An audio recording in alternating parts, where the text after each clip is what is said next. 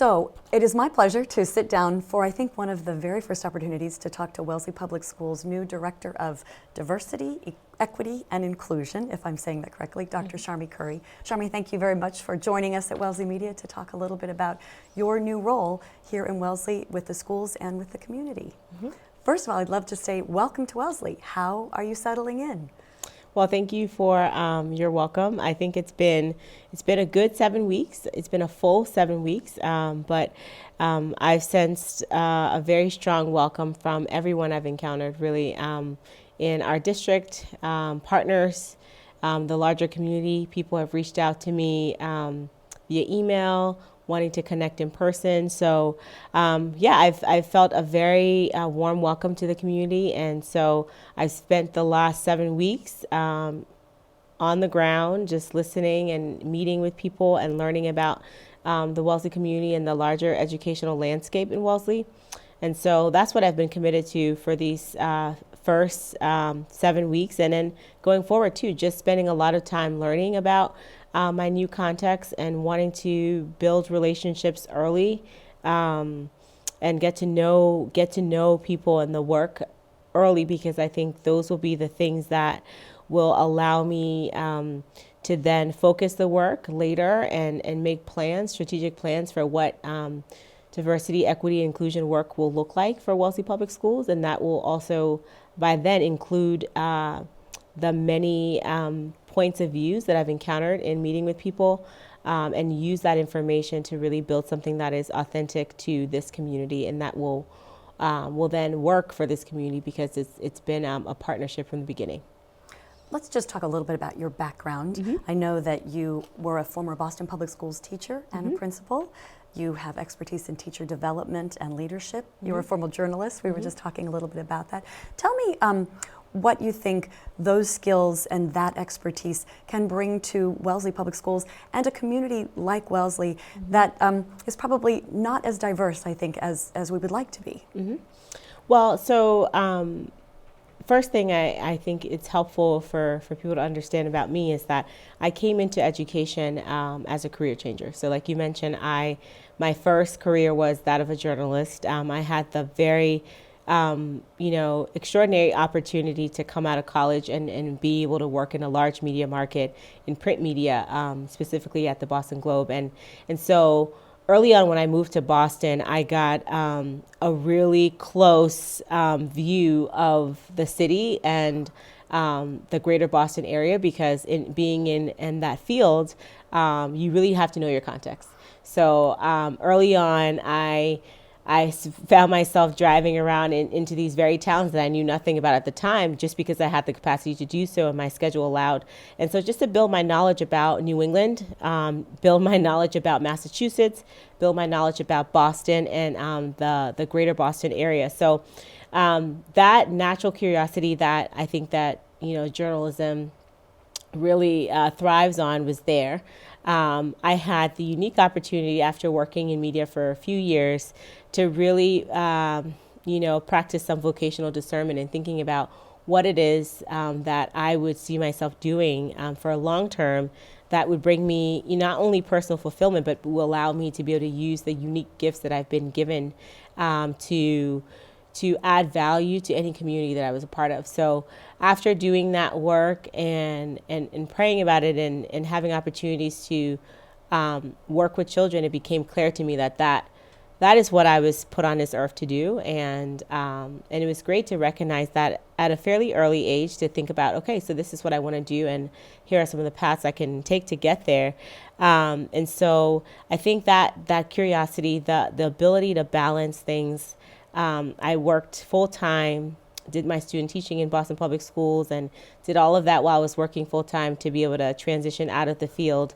I've worked in various contexts in education. I've worked in an independent school setting. I've worked, most of my work outside of my student teaching was in charter schools.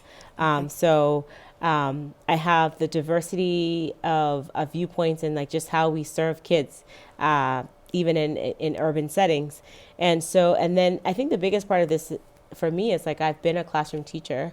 I think that closeness to the work, like I've been a new teacher. I've been a teacher who was not very good and needed coaching and support.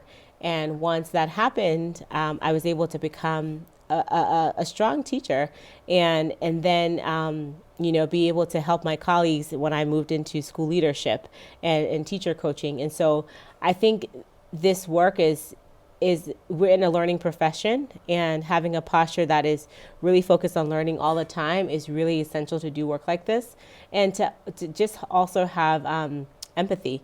A lot of this work is I'm going to ask a lot of educators. And so, having been one myself, I think it's really important for me to have that lens and like the closeness to the classroom, because a lot of this work for our kids, when we're thinking of system changes, does live in the classroom. And so I think that is really valuable to have that perspective, a well-rounded perspective on the many different facets of what it takes to make an educational system work. I don't have all the answers for sure, but I think a wide swath of experience is working with different kinds of people on different kinds of work in education, whether it's like, in the charter setting, or when I worked for Boston Public Schools in a large, mid to large size district in our state, and working with a variety of school leaders, different grade bands, working with teachers who are veterans, working with teachers who just started, working also with career changers, So I think that disposition for learning, basically being open to connecting with people from all walks of life is really essential to this work. So I look forward to doing that here in Wellesley. I think, like you said, in a community like Wellesley, that is different from the context that I'm coming from. But I think there are some commonalities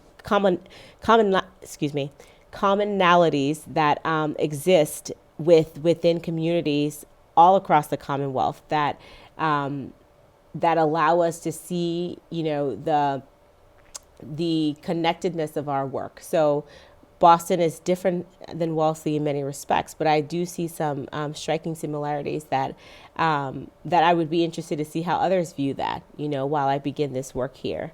But it's really centered on learning. I'm really settling in by focusing on learning. And because I think that focus will propel me to be able to do the work in a thoughtful, methodical way, and that will lead to sustainability. So when I think in your application or your cover letter, I heard you say that you were looking forward to a challenging and rewarding experience. It might be a little soon to ask you after only 7 weeks. Yeah. If you've been able to even identify some immediate challenges that you may be interested in addressing sort of at the get-go. Yeah, well, it's interesting because I think some of the challenges have appeared, sort of right away. And I think I'll put that in a bucket of mindsets, right?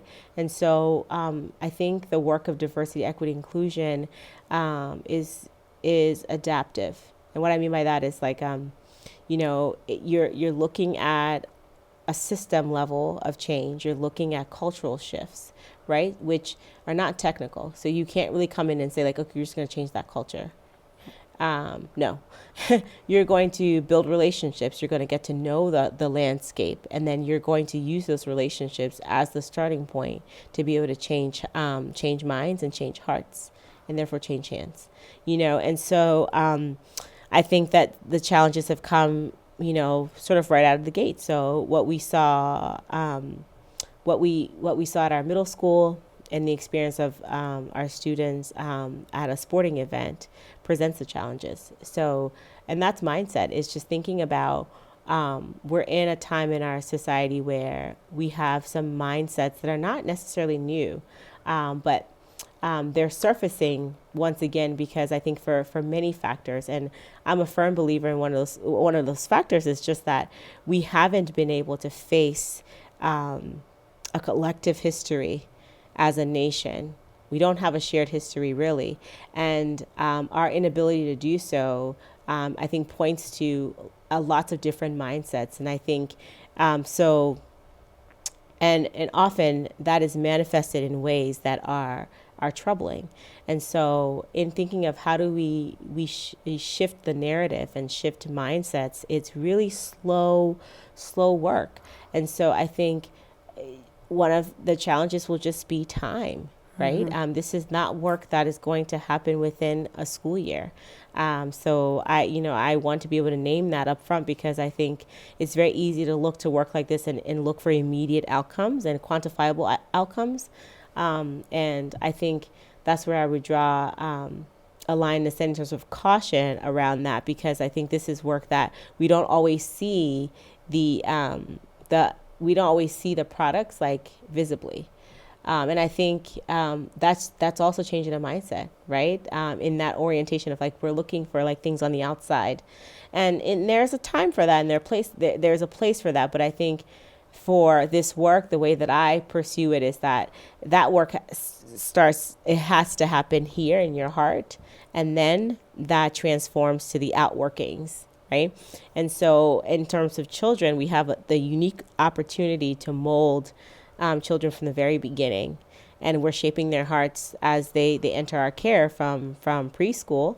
And so we want to continue that work all the way up to the time they leave us.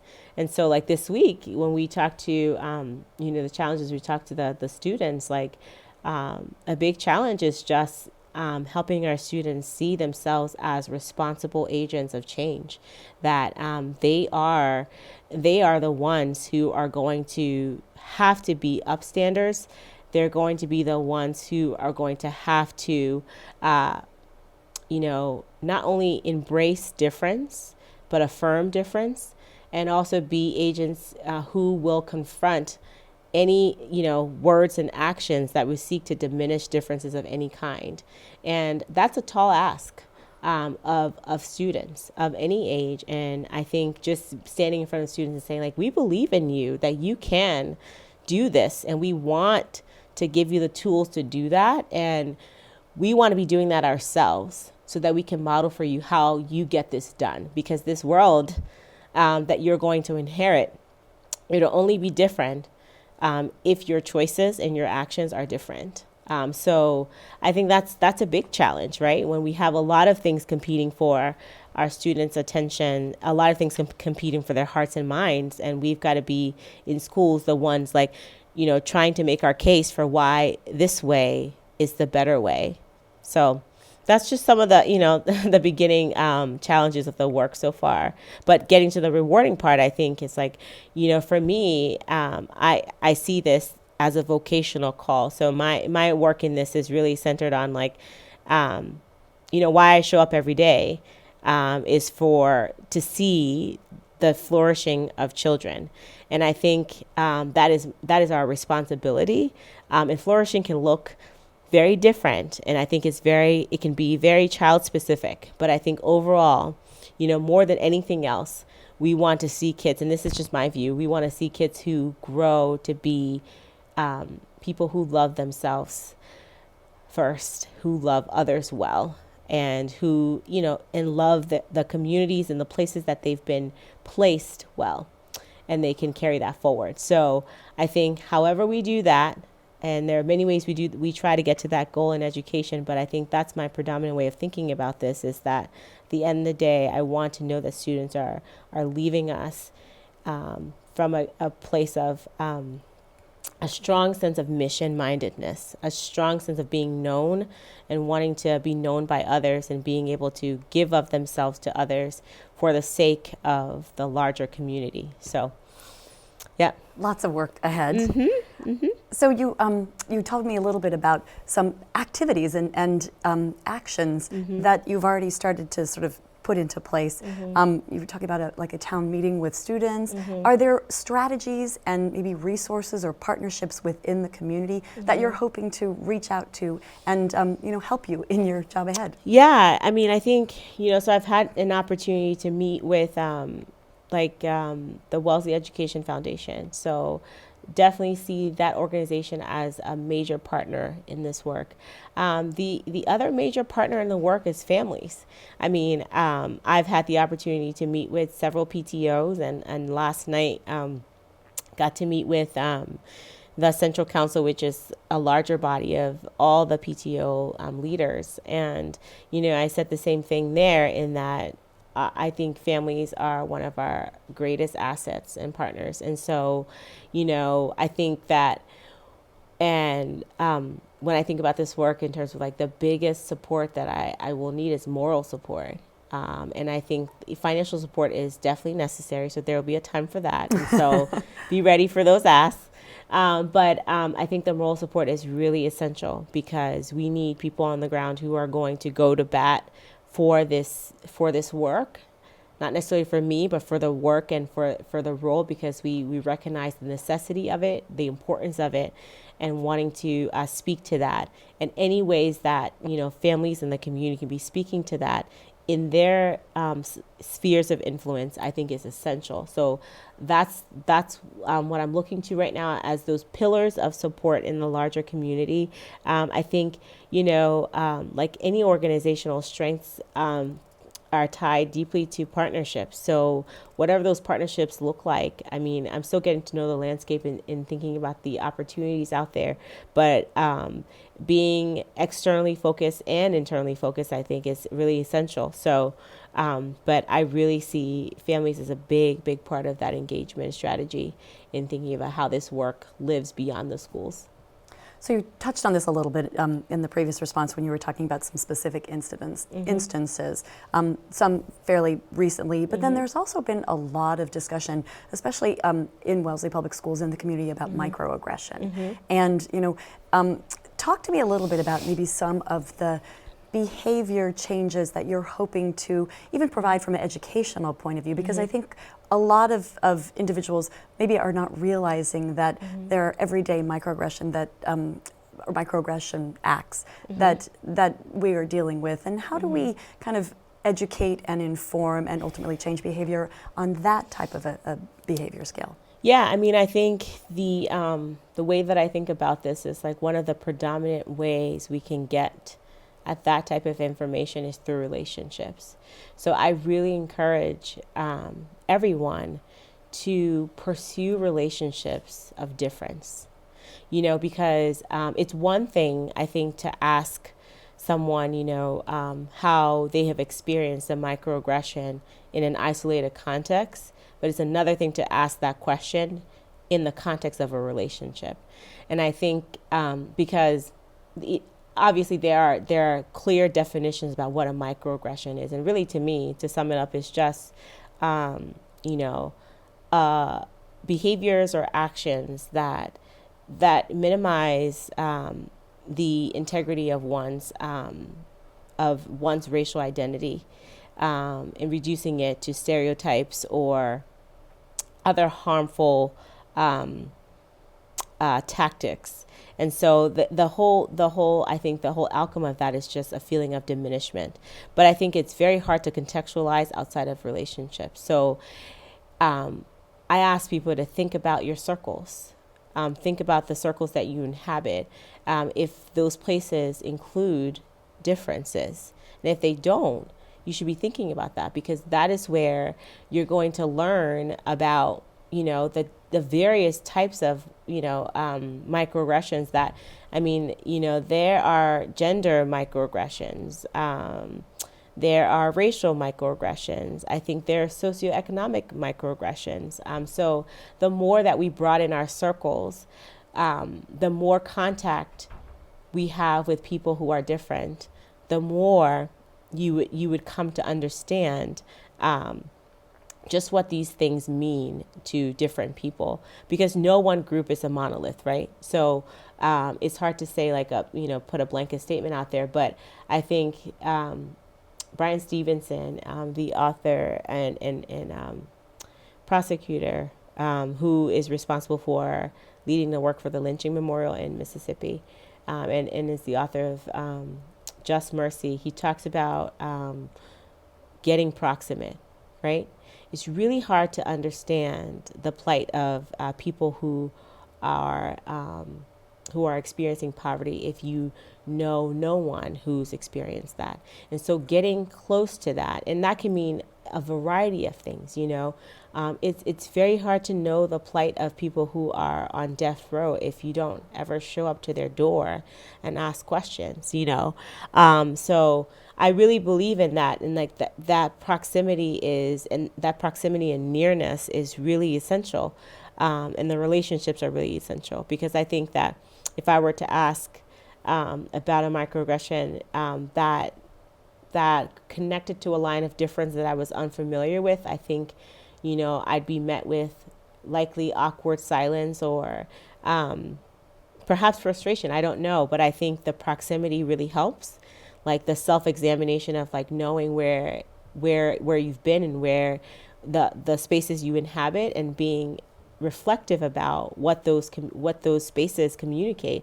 And I think the self-reflection piece is really huge, and that's often one of the hardest things to do, is to because, you know, it comes with a sense of, well, if I do this, am I being judged? You know, what will people think of me then? And I think those are all very human things to wonder about and ask about. But I think it's essential to this work of, you know, just getting to know our neighbors. Like I said last night, you know, get to know your neighbors. I think one of the best ways to do that is practicing hospitality on a very basic level, in terms of like, we are connected. A lot of times food can be a very, very big connecting point.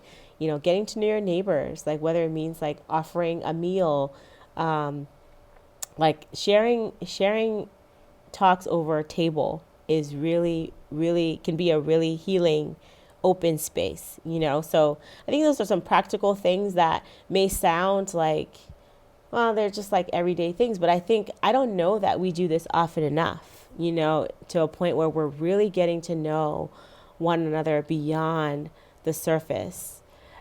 Because when you get to know people and their stories, you're operating on different grounds.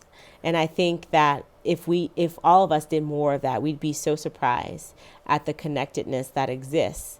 And, you know, in spite of, you know, there are many differences that exist among people in general, but I think we would at least get a window into what motivates, what inspires, what causes fears, and all those things that motivate our behaviors. So, you know, I mean, I believe in that because I've experienced that. I tried to live that. And so that's why I can say it. I can say that to someone else and say, like, maybe you can try that. But I don't have all the answers for sure. But that has been my experience. And that's a very powerful way of going about this.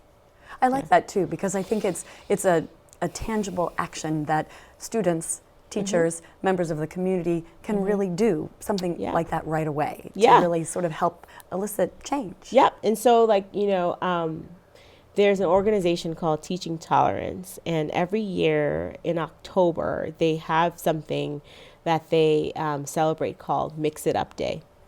So Mix It Up Day is basically an opportunity for kids in the lunchrooms to find someone who they don't know. So break up the lunch group crowd and circles, sit with someone, eat lunch with someone you don't know.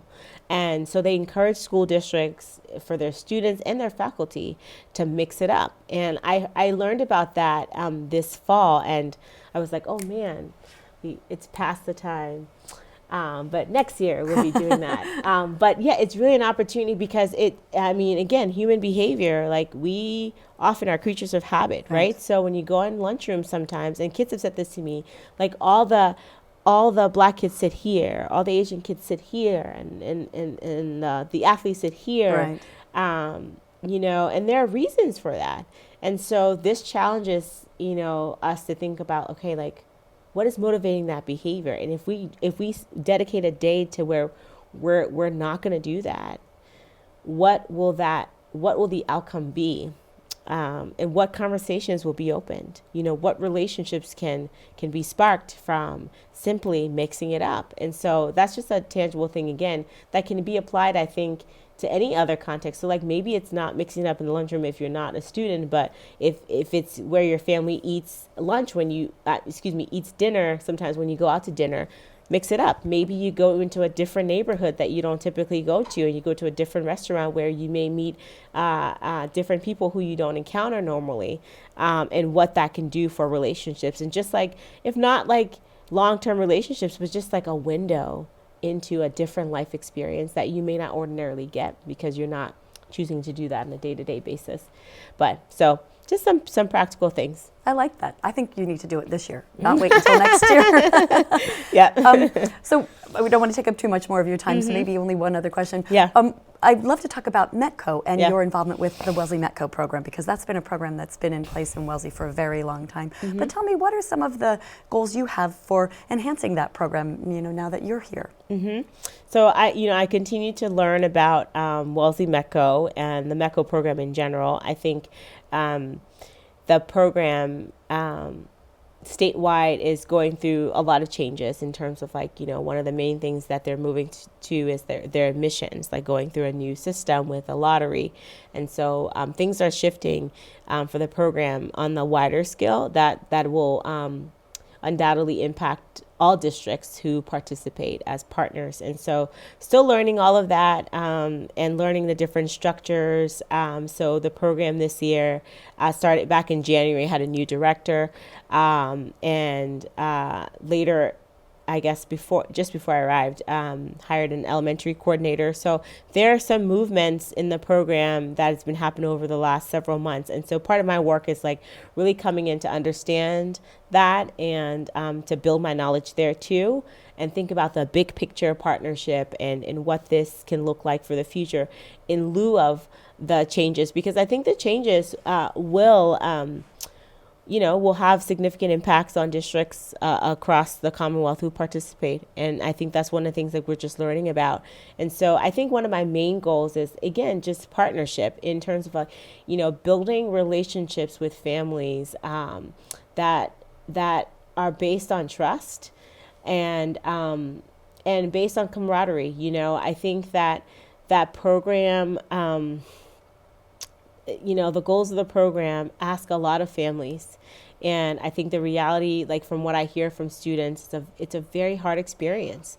And so I was just, before I came here, listening to students in a town hall meeting, that hearing some students' experiences of coming into Wellesley through the program. And it's striking and it's sobering. And so I think when I think about this program, I think about the family's experience, I think about the student experience, and what that looks like on the day-to-day, and what that looks like K through 12. Like listening to a student today in tears about her experience from being a 5-year-old coming here and being 16-year-old and still struggling to find a place here and figuring out so I think it's like I think it's a really important program that I know the district wants to really focus in on. Again, those two things, like I said, the family experience, the student experience, and the overall town experience, right? And how we build something that is sustainable over time, that meets the academic goals for students, but also the social emotional goals that I think that are so important. So I have a learning stance around this. I don't have what I want to see. I think like a vibrant program. I know there's a great partner in the Friends of Wellesley Metco. They've been fantastic. I'm actually going to be working with them for the WEF Spelling Bee to be a speller. So I'm really excited about that. But just the connectedness, I think, like wanting to see, strong outreach, strong relationships between the Boston families and the Wellesley families, building upon that and seeing how the students relate to each other over time. I think these friendships that begin here, they have such potential to shift the narrative. And I think that's when I think about this program, that's how I'm thinking about it, is like shifting a narrative, making sure students are doing well, not just academically, but like on like a whole child view and making sure our families feel connected to one another.